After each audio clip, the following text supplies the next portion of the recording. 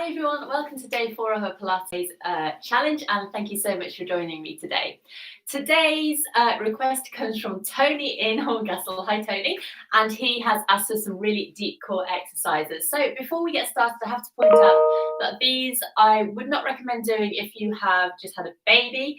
If you are up to 6 months postnatal, this isn't ideal. If you've had any injuries, I would also be really careful. But you can also take them at your own pace. So I'll be giving you a few adaptations throughout our 10-minute session today, so you can build up nice and gradually to be able to do some of the more tricky exercises. Okay, so all we need is a mat and a little cushion to support our head. And let's bring ourselves down onto the floor. Actually, we don't need a cushion at all at the moment, so get rid of that cushion. So set yourself up with your knees and feet hip distance apart and feel the weight going down evenly through the back of your head, the back of your rib cage and the back of your pelvis.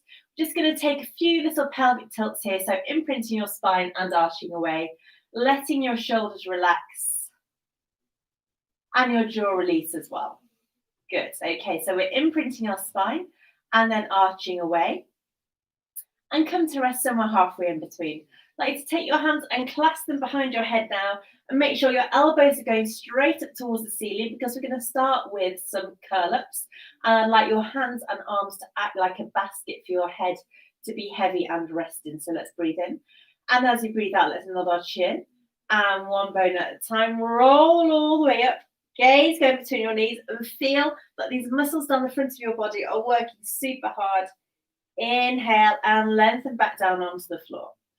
Let's go again. We're going to do 8 of these today. So engage your toe muscles. Make sure your toe muscles are coming in and down rather than doming out and up.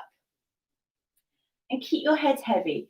Now, rather than jamming your chin into your chest, imagine you've got a little clementine squished between your chin and your chest.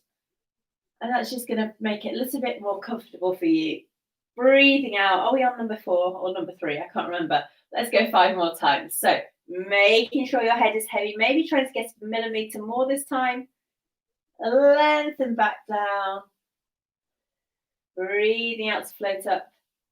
Inhale to come down. So nothing is moving apart from the top of your body. Breathing out to come up. Inhale to come down. And let's do 2 more here. Really trying to push ourselves to go a little bit further up this time. Lengthening down, and this is our last one. Breathing out to float up. Inhale to come down. So let's get that little cushion out and place it underneath our head. Double check you're still in neutral spine and pelvis, and let's go straight into our double knee fold. Now, if you haven't done double knee fold before, you can start with a single knee fold. The aim is to hinge at the hip and keep everything else still. So let's breathe in. As we breathe out, float one knee up. You can see I've got a 90-degree angle at my knee, at my hip, and my thigh is vertical. Inhale to lower down. So that's a single knee fold. If you want to go into double, breathing out and out, bring both up one at a time. Inhale and inhale to lower back down. Well done. Let's go again. Breathing out and out. Feel these muscles switch on. Make sure you're not imprinting your spine. So this is really firing up your core here. Lower abdominals working, making sure you're not rolling back to imprint your spine. Going down and down. Great. Going again. Breathing out and out. In and in. Let's do 2 more like this. And this is a great one. You can build up your strength by doing those single knee folds before you start going into these double knee folds. If you feel any pain through your spine, please stop. Okay, so now we have got that double toe knee fold done. We're going to get rid of our cushion. We're going to take our head in our hands once again, elbows shooting up towards the ceiling, come into curl up. This is going to be our start position to go into some toe taps. So I'd like you to breathe out and out to bring your legs up into double knee fold. Pause here. Inhale, and then as we exhale, we're going to tap one leg down and return. So your upper body is staying completely still, and you're just moving from the hip. So core muscles switching on to control this. Exhale to tap. Inhale to return. Keeping your head heavy in your hands. And if this is too much, you can come down between each leg tap. So you can bring your head down onto the floor if that suits you better to have a bit of a rest. Super. Good. Okay. Let's go. One more time on each side after this one. Breathing out and in and out and in. Bring your head down, hug your knees in, and give yourself a little bit of a rest here before we go into our next exercise. So again, we have options here. So we're going to start with our head in our hands once again and float our legs up one at a time into double knee folds and glue your legs together here. Now, option one is to do the full movement. So we're coming into curl up. As we inhale, we're going to lengthen both legs away from us on a 45-degree angle from the floor. Exhale to come back in. That was option one. So I'll show you again. Inhale. Exhale. Okay, so option two is that you can do one leg at a time and move really smoothly and carefully. So this is less work for your core and for your spine. Make sure you've got your core muscles adequately switched on to protect your spine.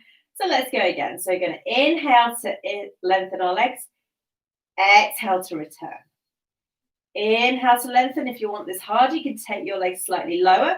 If you're a beginner, I recommend just taking them more or less up to the ceiling. But this is another one that you can build up the movement and your strength as you go along. Good. 4, lightly pointing your toes. 3, keep your head curled up, but you can place it down if you need to. And 2, and 1. And bring your knees back in, place your head down, and give yourself a hug once again. Okay, so we're going to get a little bit harder now. We're going to go into our crisscross. So you might be feeling it already around your middle. Our crisscross is going to get our oblique muscles working. I had to really think that internal and external oblique muscles work. So it's a really nice one. This is going to strengthen those muscles that form your waist. And also it's going to be so nice to support your spine. So once again, we're coming into our double knee fold. And then we're going to curl up. So we're going to start slow. So I'd like to breathe in. As you breathe out, maintain that curl up and rotate to the side. As you draw your knee in towards your elbow and extend your opposite leg out. Inhale to return nice and slowly and smoothly. Exhale to rotate. Inhale to return. So you're keeping that basket framework for your head. And return.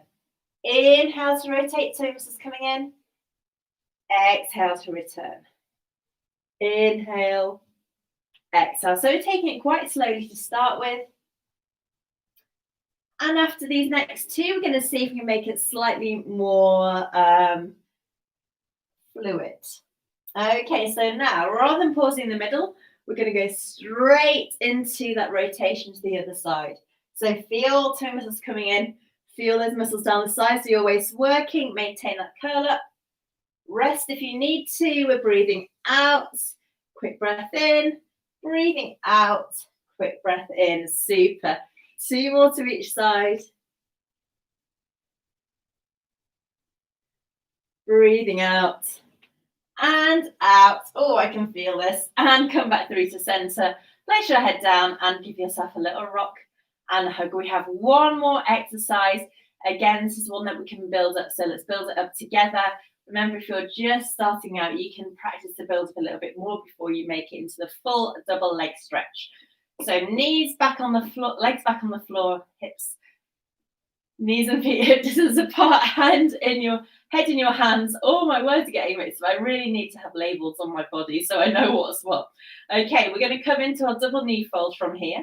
And glue your feet together and take your knees hip distance apart. We're going to come into our curl up and extend our arms so that are mid-thigh level. Let's practice our arms first. As we inhale, we're going to sweep our arms back in line with our shoulders. And as we exhale, circle around. So we inhale to sweep.